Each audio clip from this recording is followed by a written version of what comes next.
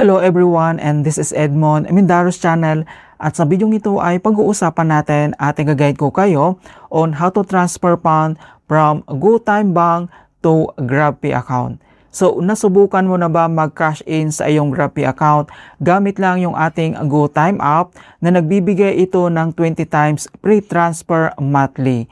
Pero pag na-consume mo na lahat yung 20 times na free transfer, ay babalik na ito sa regular na transaction fee na 9 pesos. So, ito yung maganda din sa GoTime app dahil mayroon itong free transfer. Ayan, kaya kung hindi mo kabisado kung paano to gawin, then stay tuned ka lang at start na natin. So, ang next step ay kailangan mo lang mag-login or i-open mo lang dito ang yung GoTime app and then i-click mo lang. At once nakapag-login ka na, dito lang sa ating GoTime profile homepage and then kailangan mo lang i-tap dito yung send/transfer dito lang sa gitna and then i-click mo lang. And then dito na tayo sa next step na send/transfer. So dito naman ay kailangan mo lang i-select dito yung account number dito lang mga kaibigan, i-click mo lang. And then next step, so dito na tayo sa transfer to account number. Para mas mabilis natin mahanap dito yung GrabPay. So dito naman sa kanyang searching, i-click mo lang and then i-type mo lang dito yung GrabPay. Ayan, so mag-a-appear naman kaagad dito sa baba po niya. Okay, so kailangan mo lang itong i-select. And then another step, dito na tayo sa pag-enter ng recipient na account number. So kailangan lang natin i-enter dito yung recipient na registered na GrabPay account number and then fill out lang natin.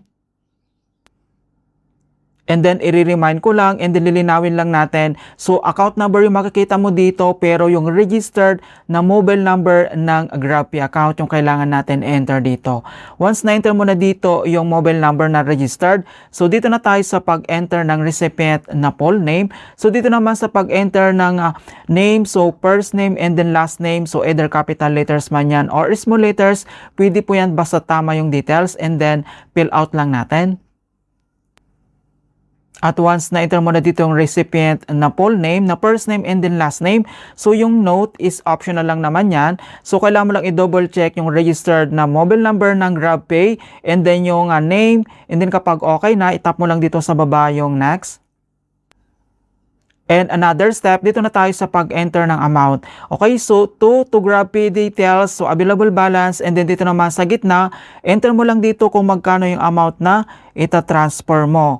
Okay, so dito naman sa GoTime app, so InstaPay lang yung kailangan natin na pwedeng gamitin dito ng kanyang payment method or yung transfer method po niya. So InstaPay, so dito naman ay mayroon pa tayo ditong 710 na free transfer. So since nagbibigay ito ng 20 free transfer monthly, so kapag na-consume mo na lahat yung free transfer mo, so babalik na ito sa kanyang regular transaction fee na 9 pesos. Kapag okay na, dito naman sa baba, itap mo lang dito yung next. So dito na tayo sa pag-select ng purpose. So what's this transfer for? So meron naman ditong apat na options na pwede mong i-select. So move funds to own account, payment, send to family, or donations. So select ka lang dito kung ano yung isi-select mo dito na kanyang purpose. So once nakapag-select ka na, so the money will be transferred immediately. So to GrabPay details, makikita mo naman dito. And then dito naman sa baba, so wala po itong transaction fee. So zero po siya.